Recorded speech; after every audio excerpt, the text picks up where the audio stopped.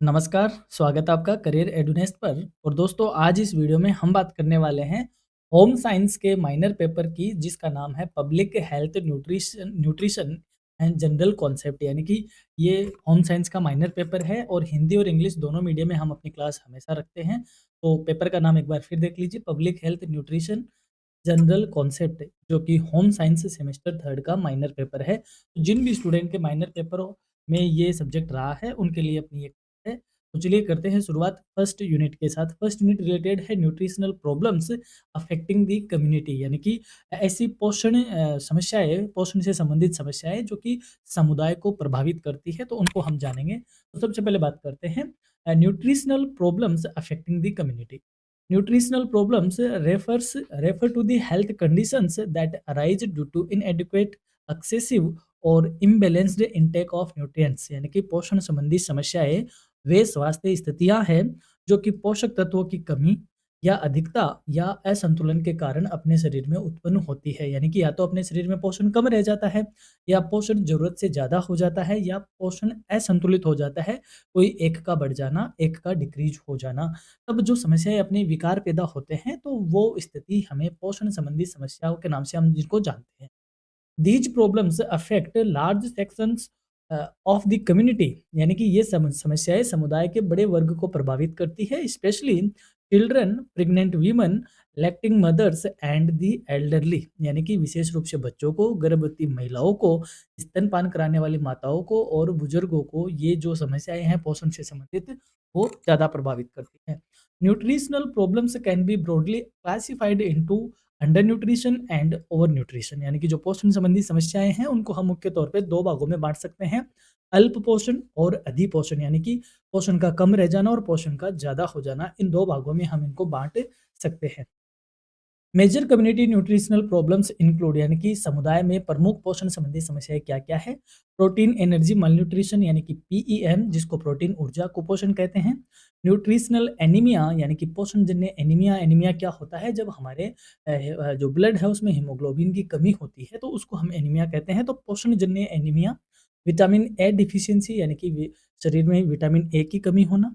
Audio iodine deficiency disorders, यानी कि iodine की कमी से होने वाले रोग, जैसे घेंगा रोग होता है जिसमें गला सूज जाता है। Obesity and lifestyle related disease, यानी कि मोटापा एवं जीवन शैली से जुड़ी अन्य बीमारियां। तो मुख्य तौर पे पोषण संबंधी समस्याओं में इनको इंक्लूड किया जाता है। These problems reduce work capacity, immunity, growth and overall quality of life, making nutrition and major public health concern. यानी कि ये समस्याएं अपनी कार्य क्षमता को कम करती है, शरीर की अपनी प्रतिरोधक क्षमता को कम करती है, वृद्धि और जीवन की गुणवत्ता को कम करती है। इसलिए पोषण एक महत्वपूर्ण सार्वजनिक स्वास्थ्य विषय है। यानी कि ये सभी की चिंता का एक विषय है कि जनरली इससे लगभग हर कोई क्या होता है, प्रभावित होता है। चलिए सबसे पहले हम बात करते हैं अंडर न्यूट्रिशन, जिसमें हम प्रोटीन एनर्जी मल न्यूट्रिशन यानी कि पीएएम की बात करते हैं। विटामिन ऊर्जा कुपोषण जिसको हम बोलते हैं।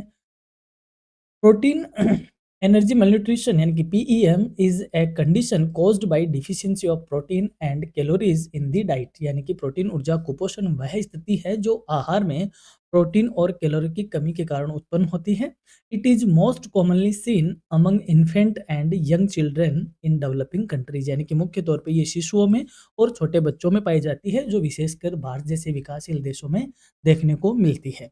पीईएम इज क्लासिफाइड इनटू, यानी कि पीएम को हम दो भागों में बांट सकते हैं, सेवियर एक्यूट malnutrition यानी कि SAM and moderate acute malnutrition यानी कि एमएएम। यानी कि गंभीर तीव्र कुपोषण और मध्यम तीव्र कुपोषण। सबसे पहले हम बात करते हैं सीवियर सेवियर एक्यूट malnutrition यानी कि एसएएम, गंभीर तीव्र कुपोषण को।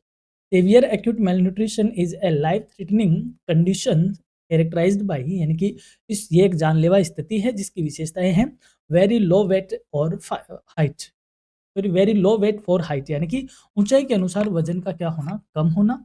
सेवियर वेस्टिंग, यानी कि अत्यधिक दुबलापन होना। न्यूट्रिशनल एंडेमा, यानी कि पोषण जन्य सूजन का होना। ये इसकी क्या है, कुछ मुख्य विशेषताएं हैं। इटियोलॉजी, यानी कि ये होता क्यों है, इसके क्या पीछे कारण है। इनएडुकेट इनटेक ऑफ फूड, यानी कि भोजन का अपर्याप्त सेवन करना। रिपीटेड इन्फेक्शन, यानी बार बार संक्रमण होना। पॉवर्टी एंड फूड इनसिक्योरिटी, यानी कि गरीबी की वजह से खाद्य असुरक्षा होना, यानी कि खाना टाइम पे नहीं मिल पाना। पुअर इन्फेंट फीडिंग प्रैक्टिसेज़ यानी कि जो शिशु की आहार संबंधी आदत है या पद्धतियाँ है वह क्या होना, गलत होना या कमज़ोर होना या अफ़ोर्डेबल नहीं होना, इन वजह से ये क्या होता है पीए सॉरी पीएसएएम होता है यानी कि गंभीर कुपोषण समस्या होती है। प्रिविलेंस क्या है इसका ज़्यादातर प्रचलन किसमें होता है? Common among children under 5 year यानी कि ज़्यादातर ये 5 वर्ष के कम उम्र के बच्चों में पाया जाता है। Higher in low income and rural areas और ग्रामीण परिवेश में और जिनकी आय कम होती है, उन वर्ग में ये देखने को मिलता है। यानी क्योंकि आय कम रहती है, तो वो फूड टाइम पे नहीं ले पाते या यूँ कहें फीडिंग उनकी प्रॉपर नहीं हो पाती, तो उनमें कुपोषण की समस्या देखने को मिलती है। क्लिनिकल फीचर्स क्या है यानी इसको हम खत्म कैसे कर सकते हैं? एक्सट्रीम थिननेस यानी कि अत्यधिक दुबलापन या सॉरी क्लिनिक फीचर्स की बात करें तो इसकी विशेषताएँ क्या है? इसमें क्या लक्षण देखने को मिलते हैं? अत्यधिक दुबलापन होता है यानी कि जो बच्चा है जो इससे क्या बोलते हैं प्रभावित होता है, कुपोषित होता है, वो अत्यधिक दुबला होता है।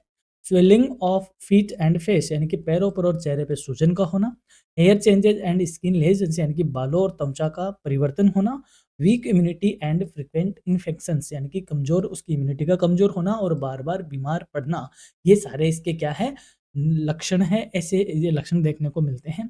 प्रिवेंटिव स्ट्रैटेजी यानी कि इसको रोकथाम हम कैसे कर सकते हैं, इसका बचाव क्या है? एक्सक्लूसिव ब्रेस्ट फीडिंग यानी कि केवल स्तनपान को ज़्यादा बढ़ावा दिया जाना चाहिए। टाइमली कॉम्प्लीमेंट्री फीडिंग और समय पर पूरक आहार भी देना चाहिए, यानी कि केवल स्तनपान को ही इतना नहीं करना चाहिए, कोई पूरक आहार भी शिशु के लिए रखना चाहिए या वो भी उसको देना चाहिए। न्यूट्रिशन सप्लीमेंटेशन प्रोग्राम्स यानी कि पोषण पूरक कार्यक्रम सरकार को चलाने चाहिए। Health education and infection control स्वास्थ्य शिक्षा को बढ़ावा दिया जाए और संक्रमण का नियंत्रण किया जाए। ये सारी विधियाँ, ये सारे उपाय अपनाकर हम इस गंभीर बीमारी से क्या हो सकते हैं, बच सकते हैं। आपने भी टीवी पे देखा होगा अ कहो कुपोषण भारत छोड़ो, इस तरीके का आपने इसमें डायलॉग देखा होगा कि कुपोषण से कितना इंडिया कितना प्रभावित है, तो इसमें सरकार कई तरीके के प्रोग्राम लाती रहती है। एग्ज़ाम में आपके पास ऐसे क्वेश्चन आएँगे कि ये बीमारी क्या है? इसकी कैरेक्टरिस्टिक्स क्या है? इसके लक्षण क्या है? इसके उपाय क्या हो सकते हैं? और इससे हम कैसे बच सकते हैं? इसके रोकथाम के उपाय क्या है? इस तरीके का क्वेश्चन आपको इस चैप्टर में देखने को मिलेगा। अब बात करते हैं मॉडरेट एक्यूट malnutrition यानी कि मध्यम तीव्र कुपोषण की। Moderate and acute malnutrition is a less severe form of malnutrition than SAM यानी कि MAM SM की तुलना में थोड़ा कम गंभीर कुपोषण की अवस्था है। हालाँकि अच्छी तो ये भी नहीं है बट उसके सामने थोड़ी कम है। एटियोलॉजी यानी कि क्यों होता है partial deficiency of calories and protein यानी कि कैलोरी और प्रोटीन की आंशिक कमी की वजह से होता है। इनएडुक्वेट फीडिंग प्रैक्टिसेज़ और अनुचित भोजन की जो आदतें होती हैं, उनकी वजह से इम्बैलेंस होने के कारण ऐसा देखने को मिलता है। क्लिनिकल फीचर्स यानी कि इसके लक्षण क्या है? लो वेट फॉर हाइट ऊँचाई के अनुसार वज़न का कम होना, रिड्यूस्ड ग्रोथ रेट यानी कि वृद्धि दर की कम हो जाना यानी कि जिस स्पीड से ग्रोथ होनी चाहिए बॉडी की, उस स्पीड से ग्रोथ नहीं होना, increased susceptibility of to infections यानी कि संक्रमण की संभावना का ज़्यादा बढ़ना, ये इसके बेसिक लक्षण है और इससे हम बच कैसे सकते हैं? प्रिवेंटिव स्ट्रैटेजी क्या है? बैलेंस्ड डाइट यानी कि संतुलित आहार लेकर, कम्युनिटी बेस्ड न्यूट्रिशन प्रोग्राम सामुदायिक पोषण कार्यक्रम सरकार को चलाने चाहिए एंड ग्रोथ मॉनिटरिंग नियमित वृद्धि की निगरानी की जानी चाहिए। आप में से अगर कोई बच्चा सरकारी स्कूल में पढ़ा हुआ है, तो वो देखता होगा कि हमारे स्कूल में कभी-कभी ऐसे डॉक्टर की टीम आती है, जो आपके ब्लड सैंपल लेती है, आपकी हाइट वगैरह मेज़र करती है, आपका वेट वगैरह मेज़र करती है और एक डेटाबेस सा तैयार करती है। वो एक सरकार इस तरीके की क्या करते हैं जो कार्यक्रम है वो चलाते हैं, इनसे डेटा लेके फिर उनके अकॉर्डिंग उनके जो मिड डे मील होता है सरकार का, वो इस कुपोषण से रिलेटेड ही यानी न्यूट्रिशनल वैल्यू के साथ ही उसको डिज़ाइन किया हुआ है। आगे हम इस चैप्टर में ही इसको पढ़ने वाले हैं। तो बहुत सरकार इस तरीके के कार्यक्रम भी चलाती है ताकि हम कुपोषण से बच सकें। बात करते हैं न्यूट्रिशनल एनीमिया यानी कि पोषणजन्य एनीमिया की। Nutritional anaemia is mainly caused by deficiency of iron, folic acid और विटामिन बी12। पोषणजन्य एनीमिया मुख्य तौर पे लो है, फोलिक एसिड और विटामिन 12 की कमी के कारण होता है। It is common among women and children यानी कि ये विशेष रूप से महिलाओं में और बच्चों में पाया जाता है। होता क्यों है? एटियोलॉजी क्या है? पुअर डाइटरी इंटेक यानी कि आहार में पोषक तत्वों की कमी की वजह से, पैरासिटिक इन्फेक्शंस यानी कि जो परजीवी का संक्रमण होता है यानी कि शरीर पर ऐसे जीवों का बस जाना जो अपने पैरासाइट होते हैं, जो परजीवी होते हैं, उनका संक्रमण होने की वजह से ऐसा होता है। वो हीमोग्लोबिन चूस लेते हैं शरीर से। इंक्रीज्ड न्यूट्रिएंट रिक्वायरमेंट्स यानी कि पोषक तत्वों की बढ़ी हुई आवश्यकताओं को नहीं पूरा करने की वजह से भी ये देखने को मिलता है। क्लिनिकल फीचर्स यानी कि इसके लक्षण क्या है? फटीग एंड वीकनेस यानी कि बार-बार थकान का होना और कमजोरी का आना, पेल स्किन यानी कि स्किन का पीली हो जाना, रिड्यूस वर्क कैपेसिटी कार्य करने की क्षमता में कमी आना, ये इसके लक्षण है। इससे हम बच कैसे सकते हैं? प्रिवेंटिव स्ट्रेटेजीज क्या होगी? आयरन रिच डाइट यानी कि लोह युक्त आहार हमें यूज़ करना चाहिए, यानी कि पालक वगैरह हमें खाने चाहिए जिसमें आयरन ज़्यादा होता है, और विशेष तौर पे जब हम खाना पका रहे हो, तो लोहे के बर्तनों में अगर हम पकाएँ तो जो लोहे के बर्तनों में पकाएँगे तो आयरन रिच डाइट हो जाएगी, और अवॉइड करें एल्यूमीनियम जैसे बर्तन को, तो वो इसका एक उपाय हो सकता है। Iron and folic acid supplements, लोहे और फोलिक एसिड सप्लीमेंट्स हमें खाने चाहिए। डीवॉर्मिंग प्रोग्राम्स और कृमिनाशक कार्यक्रम लाने चाहिए, यानी कि जो पैरासाइट है उनको खत्म करने वाले कार्यक्रम सरकार को लेकर आने चाहिए। अब बात करते हैं विटामिन ए डिफिशिएंसी, यानी कि शरीर में विटामिन ए की कमी का, वो उसको हम जानकर डिस्कस कर लेते हैं। Vitamin A deficiency affects vision and immunity, यानी कि शरीर में विटामिन ए की कमी हमारी दृष्टि और हमारे प्रतिरक्षा तंत्र को क्या करती है? इफ़ेक्ट करती है। इसके एक बेसिक लक्षण क्या है? नाइट ब्लाइंडनेस यानी कि रतौंधी होना, यानी कि जिसको हम क्या बोलते हैं? रात में तो नहीं दिखना और दिन में क्या होना? दिखना। इसको बोलते हैं रतौंधी रोग, यानी कि रात को अंधा होना, इसको नाइट ब्लाइंडनेस कहते हैं। तो इसका ये लक्षण है। ड्राई आइज़ यानी आँखों का सूखा-सूखा रहना। इंक्रीज्ड इन्फेक्शंस यानी कि संक्रमण का बढ़ना, ये इसके बेसिक क्लिनिकल फीचर्स है। प्रिवेंटिव मेजर्स क्या हो सकते हैं? इसकी रोकथाम कैसे हैं? विटामिन ए रिच फूड, यानी कि हमें ऐसा भोजन खाना चाहिए जिसमें विटामिन ए हो, जैसे गाजर, पालक, शकरकंद, दूध, अंडे की जर्दी, मछली का ऑयल आदि। ये सारे वो जो फूड है जिनमें कौन-सा विटामिन पाया जाता है? ए विटामिन पाया जाता है। तो इनका हमें आहार करना चाहिए या इनका भोजन करना चाहिए। सप्लीमेंटेशन प्रोग्राम और सब सरकार को चलाने चाहिए। बात करते हैं आयोडीन डिफिशिएंसी डिसऑर्डर, यानी कि आईडीडी, शरीर में आयोडीन की कमी। IDD results from lack of iodine and affects thyroid functions, यानी कि शरीर आयोडीन की कमी से थायराइड ग्रंथि प्रभावित होती है, यानी कि जो थायराइड ग्रंथि है अपने शरीर में, अगर आयोडीन नहीं होगा तो वह इम्बैलेंस हो जाएगी, और उसमें कई तरीके के क्या होता है? गला जैसे, ये जो अपना गला है, ये अपना चेहरा है, तो यहाँ से क्या हो जाता है? पूरा गला सूज जाता है, स्वेलिंग हो जाती है। ऐसे आपने देखा होगा लटका हुआ सा गला। अ, इसको गोइटर बोलते हैं, यानी कि घेंगा, जिसको घेंगा रोग बोलते हैं, गलगंड जिसको बोलते हैं। मेंटल रिटार्डेशन इन चिल्ड्रन, यानी कि बच्चों में मानसिक विकास की कमी होती है, यानी कि वो आपने कई बार जो आप air India all India radio पे जब आप सुनते हो विविध भारती जैसे प्रोग्राम, जिसमें आयोडीन का बहुत क्या होता है? एडवर्टाइज़मेंट आता है, जिसमें ये कहा जाता है कि जब कोई स्त्री गर्भवती हो तो उस टाइम उसे आयोडीन युक्त नमक का भोजन करना चाहिए, सेवन करना चाहिए, ताकि उसके बच्चे का मानसिक के प्रॉपर हो सके, क्योंकि अगर शरीर में आयोडीन की कमी होती है तो बच्चों में उसका प्रॉपर मेंटल क्या नहीं हो पाता? विकास नहीं हो पाता, और अगर शरीर में ज़्यादा इसकी कमी आती है तो गलगंड रोग भी हो जाता है। उपाय क्या है इसके? यूज़ ऑफ आयोडाइज़्ड साल्ट, यानी कि आयोडीन युक्त का क्या करना चाहिए? हमें नमक सेवन करना चाहिए, ताकि शरीर में आयोडीन की कमी ना हो। अब बात करते हैं ओवर न्यूट्रिशन, यानी कि अधिक पोषण। अब देखो, एक होता है कम कुपोषण, कुपोषण यानी जिसको ज़रूरत का पोषण नहीं मिला वो कुपोषण, लेकिन कई ऐसे भी तो हैं अपने जैसे, जो ज़रूरत से ज़्यादा खाते हैं, यानी कि ज़्यादा पोषण होने से जो प्रॉब्लम आती है उसको ओवर न्यूट्रिशन कहा जाता है। Over nutrition occurs due to excessive intake of calories and fats and leads to lifestyle disease such as, यानी कि अधिक पोषण अत्यधिक कैलोरी और वसा सेवन के कारण होता है, और इससे जीवन शैली से जुड़ी बीमारियाँ होती है, जैसे कौन-कौन सी बीमारियाँ हो जाती है? और न्यूट्रिशन से ओबेसिटी यानी कि मोटापा होना, कोरोनरी हार्ट डिजीज़ यानी कि हृदय रोग का होना, डायबिटीज़ यानी कि मधुमेह, एंड फ्लोरोसिस यानी कि फ्लोराइड की वजह से होने वाली बीमारियाँ। ये सारी बीमारियाँ किसकी वजह से होती है? ओवर न्यूट्रिशन की वजह से होती है। तो ये थी अपनी यूनिट फर्स्ट। अब हम बात करेंगे यूनिट सेकंड की, nutrition and health status of the community, यानी कि कम्युनिटी का न्यूट्रिशन और हेल्थ स्टेटस कैसा है? यूनिट सेकंड में हम बात करते हैं nutrition and health status of community, यानी कि समुदाय का न्यूट्रिशन और हेल्थ से रिलेटेड या हेल्थ स्टेटस क्या है। The nutrition and health status of a community reflect the overall wellbeing of its population, यानी कि समुदाय की पोषण एवं स्वास्थ्य स्थिति उसकी जनसंख्या के समग्र कल्याण को दर्शाती है। It depends on the availability, accessibility and utilisation of nutritious foods along with the health care services, sanitation, education and socio-economic conditions, यानी कि समाज की पौष्टिक भोजन तक समाज को पौष्टिक भोजन की उपलब्धता क्या है, उनकी वहाँ तक पहुँच क्या है, उनका उपयोग कैसे है, स्वास्थ्य सेवाएँ कैसी है, स्वच्छता की क्या स्थिति है, शिक्षा और सामाजिक आर्थिक परिस्थितियाँ कैसी है, इन सब बातों पर समाज की पोषण और स्वास्थ्य स्थिति क्या करती है, निर्भर करती है, या यूँ कहें इन सब बातों को उसमें इन्वॉल्व किया जाता है, यानी कि कम्युनिटी का ओवरऑल वेल-बीइंग कैसा है, वो बताता है उसका न्यूट्रिशन एंड हेल्थ स्टेटस। पहली बात करते हैं, good nutritional status leads to, यानी कि अगर अच्छी पोषण स्थिति में होगा समुदाय तो उसमें क्या-क्या होगा? Proper physical growth and development, यानी कि उचित शारीरिक वृद्धि होगी और विकास होता है। स्ट्रॉन्ग इम्यून सिस्टम, यानी कि प्रतिरोधक क्षमता मजबूत होती है। Increased productivity and work capacity, काम करने की क्षमता बढ़ती है और उत्पादकता बढ़ती है यदि अच्छी अपन पोषण स्थिति में होते हैं। और यदि खराब पोषण स्थिति में होंगे, यानी कि पुअर न्यूट्रिशनल स्टेटस होगा, तो उसके क्या परिणाम होंगे? मल न्यूट्रिशन एंड माइक्रोन्यूट्रिएंट डिफिशियंसीज, यानी कि कुपोषण होगा और सूक्ष्म पोषक तत्वों की कमी देखने को मिलेगी। इंक्रीज्ड मोबिडिटी एंड मोर्टेलिटी, यानी कि रोग वृद्धि दर और मृत्यु दर में क्या होगी? वृद्धि होगी, यानी कि मरने वालों की संख्या ये कहे या मृत्यु दर ज़्यादा होगी और रोगियों की संख्या भी बढ़ेगी। Reduced learning ability and economic productivity, यानी कि सीखने की क्षमता कम होगी और आर्थिक उत्पादकता में कमी आएगी यदि खराब पोषण स्थिति में रहे तो।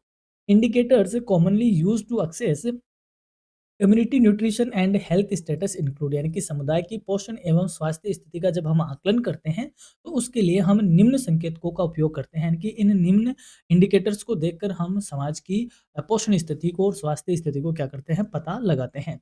Nutritional status of children and women, यानी कि बच्चों और महिलाओं की पोषण स्थिति कैसी है। Prevalence of under nutrition and over nutrition, यानी कि अल्प पोषण और अधिपोषण की व्यापकता, यानी कि किसका ज़्यादा, कौन-सा ज़्यादा फैला हुआ है, यानी कि अंडर न्यूट्रिशन ज़्यादा हो रहा है या ओवर न्यूट्रिशन की बीमारी ज़्यादा दिख रही है, उसका पता लगाकर। Infant and maternal mortality rates, यानी कि शिशु और मातृ मृत्यु दर कैसी है। Incidence of nutrition related disease, यानी कि पोषण से संबंधित रोगों की घटनाएँ कैसी हो रही है। ये सारे बेसिकली इंडिकेटर्स हैं जो कि हमें समाज की न्यूट्रिशन और हेल्थ स्टेटस को क्या करते हैं, बताते हैं। आगे बात करते हैं, दस न्यूट्रिशन इज कंसिडर्ड ए की डिटर्मिनेंट ऑफ पब्लिक हेल्थ, इस प्रकार हम कह सकते हैं कि पोषण सार्वजनिक स्वास्थ्य का एक प्रमुख निर्धारक माना जाता है। Appropriate interventions involving different sector, यानी कि अब सरकार को उचित हस्तक्षेप करना चाहिए अलग अलग सेक्टर में, यानी कि जब कुपोषण हो रहा है या कुपोषण या ओवर न्यूट्रिशन जैसी समस्याएं हैं, सरकार को कई तरीके से उसमें क्या करना पड़ता है, हस्तक्षेप करना पड़ता है या उसमें काम करना पड़ता है ताकि वह क्या हो सके, उस कुपोषण जैसी समस्याओं से हम निपट सके। Improvement of community nutrition and health status requires multi sectoral interventions as nutrition is influenced by several sectors working together, यानी कि समुदाय की पोषण एवं स्वास्थ्य स्थिति में सुधार के लिए बहुक्षेत्रीय हस्तक्षेप आवश्यक होते हैं, क्योंकि पोषण कई क्षेत्रों के संयुक्त प्रयासों से प्रभावित होता है। The major sectors involved are food, health and education, यानी कि इसमें हम बात करें तो मुख्य रूप से खाद्य, स्वास्थ्य और शिक्षा जैसे क्षेत्र शामिल है, जिसमें सरकार को इंटरवेंशन करना चाहिए ताकि हम पोषण से क्या हो सके, मुक्त हो सके या पोषण को हम खत्म कर सके। पहले बात करते हैं फूड सेक्टर इंटरवेंशन की, यानी कि खाद्य क्षेत्र हस्तक्षेप की। The food sector plays a crucial role in ensuring food security and availability of nutritious foods, यानी कि खाद्य क्षेत्र खाद्य सुरक्षा और पौष्टिक भोजन की उपलब्धता सुनिश्चित करने में अति महत्वपूर्ण भूमिका निभाता है, क्योंकि अगर हम बात करें न्यूट्रिशन की तो वो उसका जरिया ही क्या है, उसका जरिया ही फूड है, तो फूड सेक्टर सबसे बड़ा इसमें रोल प्ले करता है। मेजर इंटरवेंशंस इंक्लूड, यानी कि इसमें कौन-कौन से हस्तक्षेप शामिल है। Ensuring adequate food production and distribution, यानी कि सबसे पहले तो ये हो कि देश में पर्याप्त रूप से हम खाद्य का उत्पादन कर सकें और फिर जब उत्पादन हो जाए तो उसका वितरण, यानी कि उसका डिस्ट्रीब्यूशन भी क्या हो, सही ढंग से हो, यानी कि तभी तो हम कहते हैं ना कि हम बोलते हैं अन्नदाता, बोलते हैं किसान को, क्या बोलते हैं, अन्नदाता है। तो यानी कि जो हमारा एग्रीकल्चर सेक्टर है, जो कृषि क्षेत्र है, उसको हम इतना डेवलप करें कि हम उसमें एकदम आत्मनिर्भर हो जाए और हम इतना अनाज अपना पैदा करें, इतना हम फूड ग्रेन्स पैदा करें कि हम उसमें सेल्फ डिपेंड हो जाए और हमें खाने की कमी ना हो। और जब हमने उसको पैदा कर लिया तो फिर सरकार का ये कर्तव्य है या एक ज़िम्मेदारी है कि उसका डिस्ट्रीब्यूशन प्रॉपर वे में हो, समाज के हर व्यक्ति तक वह पहुँच सके। फूड फोर्टिफिकेशन, यानी कि अब खाद्य सुदृढ़ीकरण का मतलब नहीं होता है यहाँ पे, फोर्टिफिकेशन का मतलब होता है पौष्टिकता, यानी कि खाद्य में न्यूट्रिशन वैल्यू होनी चाहिए। जैसे आयोडाइज्ड साल्ट, यानी कि आयोडीन युक्त नमक, फोर्टिफाइड फ्लोर, यानी कि पौष्टिक आटा, ऑयल, मिल्क आदि सब उसमें होना चाहिए। पब्लिक डिस्ट्रीब्यूशन सिस्टम यानी कि पीडीएस, सार्वजनिक वितरण प्रणाली यानी कि सरकारी उचित मूल्य की दुकान। आप ये पढ़ते हो ना, सरकारी उचित मूल्य की दुकान जहाँ पे राशन मिलता है, तो सरकार आपने देखा भी होगा उस सिस्टम को पीडीएस बोलते हैं, पब्लिक डिस्ट्रीब्यूशन सिस्टम। तो इसमें आपने देखा होगा कि कई जगह पे उसमें ऑयल भी मिलता है, चाय, चीनी भी मिलती है, फोर्टिफाइड आटा भी मिलता है, उसमें नमक वगैरह भी दिया जाता है, गेहूँ और खाना बनाने की जो खाद्य फूड ग्रेन्स है वो दिए जाते हैं। तो पीडीएस एक प्रॉपर वे में होना चाहिए ताकि हम सरकार उसका वितरण सबको कर सके। Supplementary nutrition programme such as ICDS and mid day meal type के प्रोग्राम सरकार को लाने चाहिए, ताकि आपने देखा होगा सरकारी स्कूलों में आज भी मिड डे मील प्रोग्राम चलता है। उसका जो रीज़न है वो यही है कि उससे जो बच्चों बच्चों में जो कुपोषण है वह ना हो। These interventions help in reducing hunger, under nutrition and micronutrient deficiencies यानी कि हस्तक्षेप भूखमरी से, कुपोषण से और सूक्ष्म तत्वों की कमी को कम करने में क्या होते हैं, मददगार साबित होते हैं। अब बात करते हैं हेल्थ सेक्टर इंटरवेंशन की यानी कि स्वास्थ्य क्षेत्र में क्या हस्तक्षेप होने चाहिए। The health sector focuses on prevention, early detection and treatment of nutrition related disorders यानी कि स्वास्थ्य क्षेत्र पोषण से संबंधित विकारों की रोकथाम करने में, उनकी पहचान करने में और उनके निदान करने या उपचार करने पर ध्यान केंद्रित करता है। ये इंटरवेंशंस इंक्लूड, इसमें कौन-कौन से हस्तक्षेप शामिल हैं? Maternal and child health services यानी कि माता की और शिशु स्वास्थ्य जो सेवाएँ हैं वो इसमें शामिल होती हैं। इम्यूनाइजेशन प्रोग्राम्स यानी कि टीकाकरण जैसे कार्यक्रम इसी में शामिल होते हैं। न्यूट्रिशन सप्लीमेंट्स यानी कि पोषण पूरकता जिसमें iron, folic acid, vitamin A ये सारी चीज़ें इसमें इंक्लूड की जाती है। Growth monitoring and nutrition counselling यानी कि वृद्धि निगरानी और पोषण परामर्श इसमें दिए जाते हैं। Control of infections and disease यानी कि संक्रमण और रोग नियंत्रण के प्रोग्राम इसमें शामिल है। Health sector interventions directly improve nutritional outcomes by reducing illness and improving nutrient utilization यानी कि जो स्वास्थ्य क्षेत्र के हस्तक्षेप है वो बीमारी को कम करने में और पोषक तत्वों के उपयोग में सुधार करके पोषण परिणामों को सीधे तौर पर बेहतर बनाने का काम करते हैं, यानी कि डायरेक्टली उन सबको क्या करता है, ये इम्पैक्ट इफेक्ट करता है।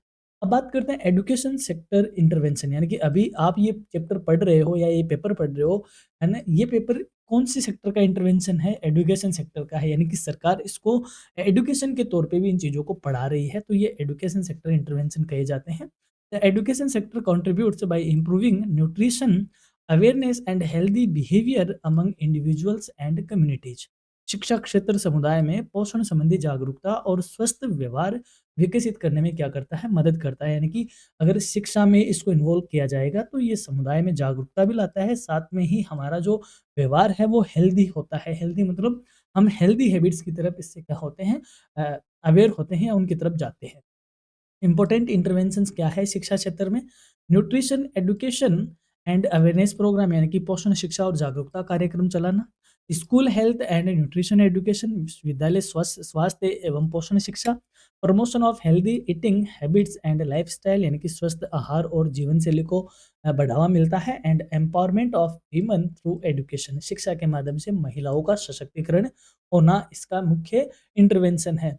Education helps individuals make informed food choices and adopt healthy practice यानी कि शिक्षा लोगों को सही भोजन चयन करने में और स्वस्थ आदतें अपनाने में क्या करती है, मदद करती है। कंक्लूजन के तौर पे हम कह सकते हैं कि effective improvement of community nutrition and health status requires coordination between food, health and education sectors यानी कि समुदाय की पोषण एवं स्वास्थ्य स्थिति में प्रभावी सुधार के लिए खाद्य, स्वास्थ्य और शिक्षा क्षेत्रों के बीच समन्वय आवश्यक है। यानी कि सरकार को फूड सेक्टर में भी, हेल्थ सेक्टर में भी और एजुकेशन सेक्टर में भी, तीनों ही सेक्टर में इंटरवेंशन करना ज़रूरी है और तीनों का आपस में कोऑर्डिनेशन होना भी ज़रूरी है, ताकि समुदाय की जो न्यूट्रिशनल और हेल्दी जो स्टेटस है उसमें क्या किया जा सके, इम्प्रूवमेंट किया जा सके। An integrated approach ensures sustainable nutritional wellbeing यानी कि एक समन्वित दृष्टिकोण स्थायी पोषण कल्याण सुनिश्चित करता है। यानी कि यदि इंटीग्रेटेड अप्रोच के साथ सरकार ये सब करती है या ये सारे काम किए जाए तो ये एक सस्टेनेबल न्यूट्रिशनल वेलबींग को क्या करता है, सुनिश्चित करता है कि ऐसा होगा। अब बात करेंगे हम यूनिट 3 की, जिसमें हम जानेंगे न्यूट्रिशन पॉलिसी एंड प्रोग्राम्स की, यानी कि जो पोषक नीतियाँ हैं और जो कार्यक्रम है उनको हम इस यूनिट में लेंगे। यूनिट थर्ड में हम बात करते हैं कई तरह की जो न्यूट्रिशन पॉलिसी और प्रोग्राम सरकार ने चलाए हैं उनके बारे में हम इस यूनिट में बात करेंगे। तो बात करते हैं सबसे पहले क्या होती है nutrition policy. Nutrition policy and programs are systematic and planned efforts initiated by the government to improve the nutritional and health status of the population, particularly vulnerable groups such as children, women, adolescent and economically weaker sections। यानी कि पोषण नीतियाँ और कार्यक्रम सरकार द्वारा चालू किए गए या नियोजित किए गए वो प्रयास होते हैं। इनका उद्देश्य होता है कि जनसंख्या की जो पोषण और स्वास्थ्य स्थिति है उसमें सुधार लाना, विशेष रूप से बच्चे हैं, महिलाएँ हैं, किशोर उम्र की जो लोग हैं और जो कमज़ोर वर्ग के लोग हैं, उनके लिए सरकार जो पोषण संबंधी या उनकी स्वास्थ्य स्थिति में सुधार लाने के लिए जो कार्यक्रम लाती है, जो नीति लाती है या कोई योजनाएँ लाती है, उनको हम क्या बोलते हैं न्यूट्रिशन पॉलिसी एंड प्रोग्राम्स के नाम से जानते हैं। और बेसिकली बच्चे, महिलाएँ, प्रेग्नेंट लेडी और जो स्तनपान कराने वाली माताएँ होती हैं, उनके लिए इस पे विशेष तौर पे लाए जाते हैं। बैकग्राउंड समझ लेते हैं इसका। After independence, India faced wider spread problems of malnutrition, hunger, anaemia and micronutrient deficiencies. यानी कि स्वतंत्रता के बाद हम जब शुरुआत की बात करें आफ्टर जो इंडिपेंडेंस है, तो भारत में कुपोषण, भूख, एनीमिया और सूक्ष्म पोषक तत्वों की कमी व्यापक रूप से पाई गई। Nutrition was soon recognized as a major public health and development concern, leading to the formulation of national nutrition policies and large scale programs with a preventive and promotive approach। यानी कि पोषण को सार्वजनिक स्वास्थ्य एवं विकास का एक प्रमुख मुद्दे के तौर पे लिया गया, जिसके परिणाम स्वरूप राष्ट्रीय स्तर पर पोषण नीतियाँ और व्यापक तौर पे कार्यक्रम शुरू किए गए। क्योंकि जब हम स्वतंत्र हुए तो देश में देखो क्योंकि पहली बात तो देश का बंटवारा हो गया था, तो हमारे उद्योग वगैरह सारे इतने ज़्यादा सॉलिड थे नहीं। और फिर उस टाइम पे हमारे पास अनाज भी इतना नहीं था कि हम उसमें आत्मनिर्भर कहे जाए। तो देश के सामने कुपोषण, भुखमरी और कमज़ोर वर्गों में एनीमिया की प्रॉब्लम और जो पोषक तत्व है उनकी कमी एक व्यापक तौर पे पाई जाती थी उस टाइम। तो इस मुद्दे को एक हॉट स्पॉट माना गया और इसको फ़ोकस में लाकर कई तरीके की नीतियाँ और कई तरीके के प्रोग्राम सरकार ने शुरू किए। इम्पोर्टेंस क्या है नीतियों का? पहला है it reduce malnutrition and deficiency diseases. यानी कि ये कुपोषण में कमी लाती है और रोगों में कमी करती है। It improves maternal and child health. यानी कि माता की और शिशु की स्वास्थ्य में क्या करते हैं? सुधार का काम करते हैं। It enhances productivity and quality of life. यानी कि उत्पादकता और जीवन गुणवत्ता में ये वृद्धि करते हैं। Strengthens public health system. यानी कि सार्वजनिक स्वास्थ्य प्रणाली को भी मजबूत करता है। सबसे पहले हम बात करेंगे इसमें नेशनल न्यूट्रिशन पॉलिसी यानी कि राष्ट्रीय पोषण नीति जो कि 1993 में डिक्लेयर की गई थी। The national nutrition policy was adopted in 1993 to address malnutrition in a comprehensive and coordinated manner. यानी कि इसका जो राष्ट्रीय पोषण नीति है 1993 में अपनाया गया था। इसका उद्देश्य कुपोषण की समस्या से व्यापक और समन्वित रूप से निपटना था। व्यापक मतलब पूरे नेशनल लेवल पे और समन्वित मतलब जो भी इसके लिए काम कर रहे हैं, वो सारे एफर्ट एक जगह कोऑर्डिनेटेड और इंटीग्रेटेड हो जाए। ऐसा नहीं कि एक इस दिशा में काम कर रहा है, एक उस दिशा में काम कर रहा है। तो कोऑर्डिनेटेड तौर पे न्यूट्रिशन से सॉरी malnutrition से यानी कि कुपोषण से लड़ने के लिए ये नीति 1993 में अपनाई गई थी। The policy recognised that nutrition is influenced not only by food intake but also by health, sanitation, education and socio economic factors. यानी कि इस नीति ने ये स्वीकार किया गया कि जो पोषण है वो केवल भोजन से ही नहीं अपितु स्वास्थ्य, स्वच्छता, शिक्षा और सामाजिक आर्थिक कारकों से भी प्रभावित होता है। यानी कि हम ये कहें केवल फूड से ही जो पोषण है वह प्रभावित होता है, इसका मतलब ये नहीं है केवल। इस नीति ने इस बात को भी अपनाया कि हेल्थ तो सही होना, सैनिटेशन प्रॉपर होना, एजुकेशन होना और अदर सोशियो इकोनॉमिक फैक्टर ये सारे जो पोषण है उसको क्या करते हैं? प्रभावित करते हैं। उद्देश्य क्या था इस पॉलिसी का? Reduction of under nutrition and micro nutrient deficiencies. यानी कि अल्प पोषण एवं सूक्ष्म पोषक तत्वों की कमी को कम करना। Improvement of maternal and child nutrition यानी कि मातृ एवं शिशु पोषण में सुधार लाना। एंश्योरिंग फूड सिक्योरिटी यानी कि खाद्य सुरक्षा सुनिश्चित करना। प्रमोटिंग न्यूट्रिशन एजुकेशन यानी कि पोषण शिक्षा को बढ़ावा देना। पोषण या कुपोषण से अवेयरनेस फैलाना कि हाँ, इस तरीके की है। तो जो पोषण शिक्षा है यानी कि हमें किस तरीके से न्यूट्रिएंट लेना चाहिए, हमें अपने खाने को किस तरीके से बैलेंस डाइट बनाना चाहिए, इस तरीके की शिक्षा को बढ़ावा देना, ये सारे इस नीति के उद्देश्य रखे गए। इम्पोर्टेंस क्या था इस नीति का महत्व है, it provides a national framework for nutrition programmes, यानी कि इस नीति ने पोषण कार्यक्रमों के लिए राष्ट्रीय रूपरेखा प्रदान करी। इट इंक्रीजेज इंटरसेक्टरल कोऑर्डिनेशन, इसने विभिन्न क्षेत्रों के बीच समन्वय को भी प्रोत्साहित किया कि अलग-अलग क्षेत्रों में एक इंटीग्रेटेड तौर पे क्या किया जाए, प्रयास किया। अगला हम देखते हैं इंटीग्रेटेड चाइल्ड डेवलपमेंट सर्विसेज यानी कि आईसीडीएस, एकीकृत बाल विकास सेवा योजना। The ICDS was launched in 1975 as one of the world's largest early childhood development programmes, यानी कि इस योजना को 1975 में प्रारंभ किया गया था। यह विश्व के सबसे बड़े प्रारंभिक बाल विकास कार्यक्रमों में से एक है। It was started to combat child malnutrition, high mortality and poor health status, यानी कि इस योजना ने बाल कुपोषण, उच्च मृत्यु दर और खराब स्वास्थ्य स्थिति को ध्यान में रखते हुए क्या किया गया था, इसे शुरू किया गया था। टारगेट ग्रुप्स क्या थे? चिल्ड्रन, जो कि 0 से 6 साल के बच्चों के लिए बच्चे इसमें टारगेटेड थे। इसके अलावा प्रेग्नेंट एंड लैक्टिंग वीमन, यानी कि गर्भवती और स्तनपान कराने वाली महिलाएं आईसीडीएस स्कीम के क्या थे? टारगेटेड ग्रुप्स थे।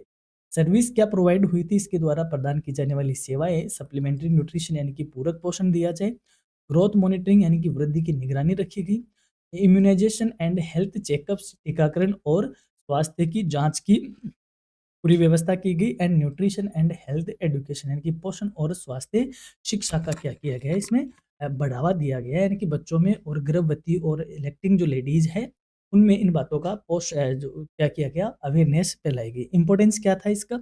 It reduces child malnutrition and mortality, यानी कि बाल कुपोषण और मृत्यु दर में कमी लाना। Promotes physical and mental development, शारीरिक और मानसिक विकास को बढ़ावा देना इसका महत्व था। अब बात करते हैं मिड डे मील, जिसको आप जानते हो कि स्कूलों में ये प्रोग्राम चलता है। The mid day meal programme was introduced nation wide in 1995 to improve the nutritional status of school going children and to address classroom hunger, यानी कि मध्याह्न भोजन कार्यक्रम, जिसको इंग्लिश हिंदी में भी मिड डे मील प्रोग्राम ही कहते हैं। ऐसी बात नहीं, इसको अलग कहते हैं मिड डे मील भोजन कार्यक्रम, जो कि 1995 में पूरे देश में लागू किया गया था। इसका उद्देश्य विद्यालय जाने वाले जो बच्चे हैं उनकी पोषण स्थिति में सुधार लाना और कक्षा में जो भूखमरी की समस्या है उसको क्या करना, दूर करना। ऑब्जेक्टिव क्या थे, इसके उद्देश्य क्या थे इस कार्यक्रम के? Provide balanced meals to school children, यानी कि स्कूली बच्चों को संतुलित भोजन प्रदान करना। Increase school enrolment and attendance, विद्यालय में नामांकन और उपस्थिति बढ़ाना, क्योंकि जब स्कूल में मिड डे मील मिलेगा तो कई गाँवों में, दूर-दराज गाँव में जो कमज़ोर वर्ग है, जो गरीब एक घरों के बच्चे हैं, तो एटलीस्ट वो इस बात से ही स्कूल में एडमिशन करवा देंगे कि कम से कम बच्चे को वहाँ पर ढंग का खाना तो मिलेगा। तो एक तो स्कूल में एनरोलमेंट बढ़ेगा, प्लस बच्चा स्कूल रोज़ जाएगा, अटेंडेंस होगा, प्लस इसके अलावा ड्रॉप आउट भी नहीं होगा, क्योंकि ड्रॉप आउट होते ही खाना बंद हो जाएगा। तो ये भी इसका एक ऑब्जेक्टिव था। इसके अलावा इम्प्रूव लर्निंग कैपेसिटी, और जब पोषण बराबर होगा बच्चे का तो मानसिक विकास होगा, मानसिक विकास होगा तो उसकी सीखने की जो क्षमता है उसमें क्या होगा, सुधार होगा। इंपॉर्टेंस क्या थे? It improves nutrition and health, यानी कि पोषण और स्वास्थ्य में सुधार लाना। It promotes education among disadvantaged groups, यानी कि जो वंचित वर्ग है उनको शिक्षा में क्या लाना, शिक्षा के लिए उनको प्रमोट करना, ये इसके क्या थे, महत्व थे। अब हम बात कर लेते हैं national programme for prevention of anaemia, यानी कि राष्ट्रीय एनीमिया नियंत्रण कार्यक्रम। The National Anemia Control Program was launched in 1970s after anemia was identified as a major public health problem, especially among women and children। यानी कि इस programme की 1970 में शुरुआत की गई, तब की गई जब एनीमिया को एक गंभीर सार्वजनिक स्वास्थ्य समस्या माना गया, स्पेशल महिलाओं में और बच्चों में ये एनीमिया की प्रॉब्लम देखी गई 70s के डिकेड में। तब क्योंकि जब ये जो प्रॉब्लम है ये एक लार्ज स्केल पे दिखी, तब इसको रोकने के लिए एक राष्ट्रीय स्तर पे एनीमिया कंट्रोल कार्यक्रम शुरू किया गया। स्ट्रेटेजी क्या रखी इसके लिए? Iron and folic acid supplements देना, यानी कि लोहे और फोलिक एसिड की पूरकता देना, यानी कि कोई ना कोई इस तरीके की मेडिसिन, इस तरीके की टेबलेट्स देना, इस तरीके के कैप्सूल्स देना जिसमें आयरन और फोलिक एसिड हो। इसके अलावा न्यूट्रिशन एजुकेशन, यानी कि पोषण शिक्षा को बढ़ावाना, एंड डीवॉर्मिंग, यानी कि जो कृमिनाशन, यानी कि जो पैरासाइट्स है उनको हटाने के तौर पे कुछ कदम भी इसमें रखे गए। इंपॉर्टेंस क्या था? It reduced maternal and child morbidity, मातृ और शिशु मृत्यु दर में कमी लाना। It improves work capacity and immunity, यानी कि कार्य क्षमता और प्रतिरोधक शक्ति में सुधार लाना, क्योंकि जब एनीमिया से हम मुक्त होंगे, शरीर एकदम सही तरीके से होगा, तो डेफिनेटली अपनी वर्क कैपेसिटी भी बढ़ेगी और शरीर की इम्यूनिटी भी बढ़ेगी। अब बात करते हैं अगले प्रोग्राम की, national programme for prevention of vitamin A deficiency, यानी कि विटामिन ए की कमी को रोकने के लिए जो राष्ट्रीय स्तर का प्रोग्राम है। The national vitamin A pro prophylaxis prophylaxis programme was initiated in 1970 to prevent nutritional blindness and childhood infections, यानी कि विटामिन ए की कमी की रोकथाम का जो राष्ट्रीय स्तर का राष्ट्रीय कार्यक्रम था वो 1970 में शुरू किया गया। इसका उद्देश्य पोषण जन्य अंधत्व है और बच्चों में संक्रमण को रोकना था, यानी कि जो रतौंधी रोग है उसको रोकना, और जो शरीर में बच्चों के शरीर में विटामिन ए की कमी है उसकी कमी से जो संक्रमण हो रहा था उसको रोकना, इसका क्या था उद्देश्य था। स्ट्रेटेजी यानी कि रणनीति क्या थी? पीरियोडिक विटामिन ए सप्लीमेंटेशन, यानी कि नियमित तौर पे विटामिन ए की खुराक दी जाती थी स्कूलों में, या यूँ कहे आंगनवाड़ी केंद्रों पर, या फिर और भी बॉटम लेवल पे। Promotion of vitamin A rich food, यानी कि ये बताना कि कौन से खाना खाने से आप में विटामिन ए आपको मिलेगा। तो जैसे मैंने अभी ऊपर बताया आपको, पालक, गाजर और इस तरीके का जो खाना है उनको खाने से विटामिन ए मिलता है। इस तरीके के खाने के बारे में लोगों को बताया गया। इम्पोर्टेंस क्या था? It prevents night blindness and xerophthalmia, यानी कि रतौंधी और नेत्र रोगों की रोकथाम। इट रिड्यूसेस चाइल्ड मोर्टिलिटी, यानी कि बाल मृत्यु दर में कमी लाना। ये इसके क्या थे? महत्व थे।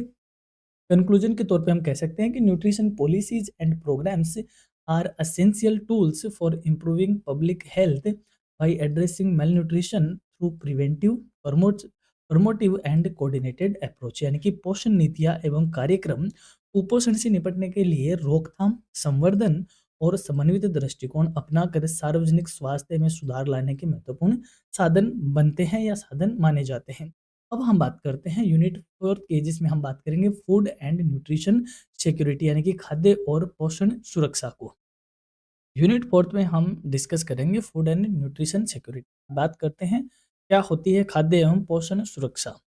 Food and nutrition security refers to a condition in which all people at all times have physical, social, and economic access to sufficient, safe, and nutritious food that meets their dietary needs for an active and healthy life। यानी कि खाद्य एवं पोषण सुरक्षा वह स्थिति है जिसमें सभी लोगों को हर समय सुरक्षित और पौष्टिक भोजन की भौतिक, सामाजिक और आर्थिक उपलब्धता बनी रहे, जिससे वे स्वस्थ रहे और सक्रिय जीवन जी सके। यानी कि फूड एंड न्यूट्रिशन सिक्योरिटी का मतलब ये हुआ कि हर व्यक्ति का, यानी कि समाज के हर व्यक्ति का, चाहे वो निम्न तबके का हो, यानी कि आर्थिक रूप से चाहे वो कमजोर व्यक्ति हो, या फिजिकल तौर पे हो, या सोशल तौर पे, इकोनॉमिक तौर पे, किसी भी तरीके से उसका एक सफिशिएंट, सेफ और न्यूट्रिशियस फूड तक उसकी क्या रहनी चाहिए? पहुंच होनी चाहिए। उसके लिए वह उपलब्ध रहना चाहिए ताकि वह भी एक स्वस्थ वाला जीवन जी सके और सक्रिय एक हेल्दी लाइफ वह क्या कर सके? जी सके। उसको हम बोलते हैं food and nutrition security. Food security ensures availability and access to food, while nutrition security goes a step further by ensuring proper utilization of food, balanced diet, healthcare, sanitation, and safe drinking water। यानी कि खाद्य सुरक्षा भोजन की उपलब्धता और पहुंच सुनिश्चित करती है, जबकि पोषण सुरक्षा इससे आगे बढ़कर भोजन का उचित उपयोग, संतुलित आहार, स्वास्थ्य सेवाएं, स्वच्छता और सुरक्षित पेयजल पर भी बल देती है। यानी कि ऐसा नहीं है कि खाद्य सुरक्षा भोजन की उपलब्धता ही सुनिश्चित करती है, इससे आगे भी वह क्या करती है? भोजन का उचित उपयोग करना, एक बैलेंस डाइट लेना, स्वास्थ्य सेवाओं का होना, स्वच्छता और सही सेफ उसको पीने के लिए पानी भी उपलब्ध हो, इस बातों को भी वह अपने अंदर कवर करती है। Thus food security is a necessary but not sufficient condition for nutrition security, यानी कि इस प्रकार खाद्य सुरक्षा पोषण सुरक्षा के लिए आवश्यक है लेकिन पर्याप्त नहीं है। Components of food and nutrition security, यानी कि food and nutrition security is based on 4 major components, यानी कि जो खाद्य एवं पोषण सुरक्षा है उसके 4 प्रमुख घटक है। कौन कौन से हैं? पहला है अवेलेबिलिटी, यानी कि उपलब्धता। Adequate supply of food through production, storage and distribution, यानी कि देश में प्रॉपर उपलब्धता रहे किसकी? भोजन की उत्पादन के तौर पे, भंडारण के तौर पे और वितरण के माध्यम से सबके पास पर्याप्त भोजन अवेलेबल हो। सेकंड एक्सेसिबिलिटी यानी कि पहुँच हो, economic and physical access to food यानी कि भोजन तक चाहे आर्थिक तौर पे हो, चाहे भौतिक तौर पे हो, दोनों तरीके से भोजन तक सभी की क्या हो, पहुँच हो। यूटिलाइज़ेशन यानी कि उपयोग, proper biological use of food through balanced diet, health and sanitation यानी कि संतुलित आहार, स्वास्थ्य और स्वच्छता के माध्यम से भोजन का क्या हो, सही सदुपयोग हो। एंड स्टेबिलिटी यानी कि स्थिरता, consistent access to food over time without risk of shortage यानी कि समय के साथ भोजन की निरंतर उपलब्धता बनी रहे। ये स्थिरता, ऐसा नहीं कि एक साल ज़्यादा से अनाज पैदा हुआ तो उस साल फूड मिल गया और उसके बाद अकाल पड़ गया तो ठन ठन गोपाल, नहीं, हमें उन अकाल की भी व्यवस्था करनी पड़ेगी, सरकार को करनी पड़ेगी, या फिर ऐसी व्यवस्था होनी चाहिए कि जब एडवर्स कंडीशन हो तब भी हम क्या कर सकें, इतना अपने पास स्टोर रख सके कि उस एडवर्स कंडीशन में भी हम फूड की अवेलेबिलिटी रख सके। और इरिगेशन के सोर्सेज डेवलप करें, कई विकल्प डेवलप करें ताकि हम अपना एग्रीकल्चरल प्रोडक्ट बनाए रखें, तो उसको बोलेंगे हम स्टेबिलिटी। नेक्स्ट है determinants of food and national security यानी कि क्या इसके घटक है जो नेशनल फूड जो फूड एंड न्यूट्रिशन सिक्योरिटी के घटक है जो उसको निर्धारित करते हैं। The major determinants influencing food and nutrition security include यानी कि खाद्य एवं पोषण सुरक्षा को प्रभावित करने वाले प्रमुख निर्धारक। सबसे पहला है agricultural production and food supply यानी कि कृषि उत्पादन और खाद्य आपूर्ति। सेकेंड है इनकम एंड परचेजिंग पावर यानी कि आय और उसकी क्रय शक्ति। पॉवर्टी एंड अनएम्प्लॉयमेंट यानी कि गरीबी और बेरोजगारी, इन सब से क्या होता है, इन सब से हमारी उस फूड तक कितनी पहुंच है, मार्केट में क्या इकोनॉमिक कंडीशंस है, उन सब ये सारे घटक है जो कि देश में या समाज में न्यूट्रिशन सिक्योरिटी को क्या करते हैं, डिटरमाइन करते हैं। क्योंकि अगर जैसे मान लो इनकम कम होगी, तो इनकम कम होगी तो डेफिनेटली बात है कि जो परचेजिंग पावर है वो कम होगी, या यूँ कहे अगर इन्फ्लेशन ज़्यादा हुई तो इनकम की परचेजिंग पावर कम होगी, इनकम की परचेजिंग पावर कम होगी तो इनकम, रियल इनकम क्या होगी, कम होगी। रियल इनकम कम होगी तो डेफिनेटली बात है कि हम फूड कम ले पाएँगे, या फिर यूँ के न्यूट्रिशियस फूड हम कम ले पाएँगे, तो न्यूट्रिशन की जो सिक्योरिटी है वो अपने आप क्या हो जाएगी, कम हो जाएगी। तो ये वो सारे कारण हैं जो ये बताते हैं कि न्यूट्रिशन सिक्योरिटी कैसी रहेगी। एजुकेशन एंड अवेयरनेस यानी कि लोगों में शिक्षा क्या है और जागरूकता किस तरीके की है। हेल्थ सर्विसेज एंड सैनिटेशन, स्वास्थ्य सेवाएं और स्वच्छता की आदतें या स्वच्छता की स्थिति कैसी है। Gender equity equality and women empowerment यानी कि जो लैंगिक समानता है और जो महिला सशक्तिकरण है उसका क्या स्टेटस है। And government policies and social safety nets यानी कि सरकारी नीतियां और सामाजिक सुरक्षा योजनाएं किस तरीके की है, वो कितनी सपोर्टिव है या क्या उनका स्टेटस है।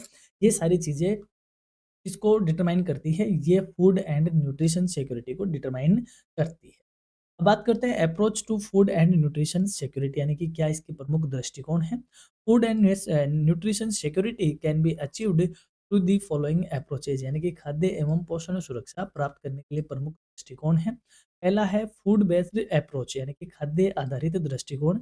Increasing production and availability of nutrition food, पौष्टिक भोजन के उत्पादन और उपलब्धता में वृद्धि। न्यूट्रिशन स्पेसिफिक इंटरवेंशन यानी कि पोषण विशिष्ट हस्तक्षेप। सप्लीमेंटेशन एंड फोर्टिफिकेशन यानी कि पूरकता और खाद्य पौष्टिकता यानी कि सुदृढ़ीकरण नहीं है, पौष्टिकता यानी कि खाद्य कितना पौष्टिक है, फोर्टिफाइड है। न्यूट्रिशन सेंसिटिव अप्रोच यानी कि पोषण संवेदनशील दृष्टिकोण। Linking nutrition with agriculture, health, education and sanitation यानी कि पोषण को कृषि से जोड़ना, स्वास्थ्य से जुड़ना, शिक्षा और स्वच्छता से जोड़ना, ये एक अप्रोच है। फिर है कम्युनिटी बेस्ड अप्रोच यानी कि सामुदायिक आधारित दृष्टिकोण। कम्युनिटी पार्टिसिपेशन एंड अवेयरनेस यानी कि कितनी उन प्रोग्रामों में सामुदायिक भागीदारी है और क्या जागरूकता का लेवल है, यानी कि लोग उन प्रोग्रामों में भाग ले रहे हैं या नहीं ले रहे हैं। पॉलिसी एंड प्रोग्राम अप्रोच यानी कि नीति एवं कार्यक्रम आधारित दृष्टिकोण। गवर्नमेंट लीड वेलफेयर प्रोग्राम्स यानी कि सरकारी कल्याणकारी योजनाएं किस तरीके, ये अप्रोच है। अब बात करते हैं overview of public sector programmes for improving food and nutrition security यानी कि फूड और न्यूट्रिशन सिक्योरिटी के लिए जो पब्लिक सेक्टर के प्रोग्राम है यानी कि जो सरकार के प्रोग्राम है उनका क्या ओवरव्यू है। The government of India has implemented several public sector programmes to ensure food and nutrition security specially for well vulnerable population यानी कि भारत सरकार ने खाद्य एवं पोषण सुरक्षा सुनिश्चित करने के लिए कई सार्वजनिक क्षेत्र के कार्यक्रम लागू किए हैं, विशेष रूप से कमजोर वर्गों के लिए। अभी अपने यूनिट 3 में खूब सारे प्रोग्राम पढ़े भी हैं। यहाँ पे हम बात कर लेते हैं कौन-कौन से मेजर प्रोग्राम सरकार ने चालू किए थे। पहला है पब्लिक डिस्ट्रीब्यूशन सिस्टम, जिसको हमने पीडीएस का नाम दिया है, यानी कि सार्वजनिक वितरण प्रणाली। It provides subsidised food grains to low income households, यानी कि पीडीएस के माध्यम से, यानी कि सरकारी उचित मूल्य की दुकानों के माध्यम से सरकार गरीब परिवारों को रियायती दर पर खाद्यान्न उपलब्ध करवाती है। और आप खुद भी जानते हो कि सरकार हर महीने में राशन बाँटती है पब्लिक वितरण प्रणाली के माध्यम से, जिनकी वैल्यू या जिनका जो पैसा है वो बहुत कम होता है। फिर है नेशनल फूड सिक्योरिटी एक्ट, यानी कि एनएफएसए 2013, यानी कि राष्ट्रीय खाद्य सुरक्षा अधिनियम, legal entitlement to food grains, यानी कि खाद्यान्न का कानूनी अधिकार प्रदान करता है नेशनल फूड सिक्योरिटी एक्ट। और इसी के माध्यम से आप देखते होंगे कि पीडीएस की दुकानों से आज भी राशन का सामान मिलता है बीपीएल को, एनएफएसए में आने वाले परिवारों को और इन सबको। Integrated child development scheme, ICDS, एकीकृत बाल विकास सेवा कार्यक्रम, मिड डे मील प्रोग्राम, मध्याह्न भोजन कार्यक्रम, जो कि 1995 में स्कूलों में चल रहा है। National nutrition programme for anaemia, vitamin A and iodine deficiency, यानी एनीमिया से निपटने के लिए, विटामिन ए से निपटने के लिए और आयोडीन की कमी से संबंधित कई राष्ट्रीय पोषण कार्यक्रम सरकार चलाई है या चला भी रही है और चलाई भी है। These programmes aim to reduce hunger, malnutrition and food insecurity through access, affordability and nutrition support, यानी कि इन कार्यक्रमों का उद्देश्य है कि भोजन तक सबकी पहुंच बने, वहन क्षमता, यानी कि हर कोई उनको अफोर्ड कर सके, एंड पोषण सहायता के माध्यम से भूखमरी और कुपोषण को क्या करना, कम करना, ये सारे इन प्रोग्रामों के उद्देश्य है। कंक्लूजन तौर पे हम कह सकते हैं कि food and nutrition security is a multi dimensional concept that requires integrated efforts through policies, programs and community participations to ensure sustainable public health, यानी कि खाद्य और पोषण सुरक्षा एक बहुआयामी अवधारणा है, जिसके लिए कई नीतियाँ, कई कार्यक्रम, कई सामुदायिक सहभागिता के माध्यम से कई तरह के सरकार ने और समाज ने समन्वित प्रयास किए हैं या प्रयास आवश्यक है, ताकि स्थायी तौर पर सार्वजनिक स्वास्थ्य निश्चित किया जा सके। ये हम कंक्लूसिव तौर पे इस पूरे चैप्टर का कंक्लूजन निकाल सकते हैं। तो दोस्तों ये था अपना आज की क्लास, जो कि होम साइंस के माइनर पेपर था, जिसका नाम था पब्लिक हेल्थ एंड न्यूट्रिशन। तो ये क्लास आपको अच्छी लगी है तो आप ज़रूर लाइक करें। हमारी यही कोशिश रहती है कि हम आपको एक कंसाइज़ वे में हम आपको इस तरीके का जो चैप्टर क्या बोलते हैं उसको, इस तरीके का आपको स्टडी मटेरियल प्रोवाइड करवा सके कि वन शॉट में, क्योंकि देखो पूरे पेपर को वन शॉट में लाना हालाँकि डिटेल में पॉसिबल नहीं है, लेकिन हमारी कोशिश रहती है कि घंटे भर की क्लास में हम आपको इतना ज़रूर दे सकें जिससे आपको उस पेपर का ओवरव्यू मिल जाए और एग्ज़ाम में आप कुछ लिख सको, कुछ आप एग्ज़ाम में पेपर अटेम्प्ट कर सको। इस पेपर का क्वेश्चन एंड आंसर वाला सेगमेंट हम जल्द ही अपलोड कर देंगे। तो keep watching, stay connected with your career readiness, और अपने दोस्तों के साथ इस चैनल को शेयर कीजिए और इस क्लास को ज़्यादा से ज़्यादा अपने साथ वालों तक पहुँचाइए। और सो यही है कि आपको, हाँ, एक ज़रूर मैं यहाँ पे कहना चाहूँगा कि आपको अगर क्लास अच्छी लगती है तो आप हाइप भी ज़रूर किया करें। सुपर थैंक्स वगैरह आप देना चाहो तो वो भी आप किया करें। और हाँ, इंस्टाग्राम पर, फेसबुक पर आप ज़रूर हमें फ़ॉलो करें, हम वहाँ पर भी आपके साथ जुड़े हुए हैं। तो आपसे अगर बात करना चाहते हो, आपसे कोई प्रॉब्लम है तो आप इंस्टा पे, फेसबुक पर कर सकते हो। और व्हाट्सएप चैनल वगैरह आप विज़िट करते रहा करें, क्योंकि हर प्लेटफ़ॉर्म पे जब हम मिलेंगे तो डेफ़िनेटली अपना एक होगा। करियर रेडीनेस हमेशा अपने स्टूडेंट्स के हित में खड़ा है, स्टूडेंट के साथ खड़ा है। थोड़ा टाइम ज़रूर लगता है क्लासेस लाने में, क्योंकि बहुत सारी चीज़ें हैं, बट हम आपके लिए सारी क्लासेस लेके आएँगे, डेफिनिटली लाएँगे। तो keep watching, stay connected with your career readiness. All the best for your examination. Have a nice day.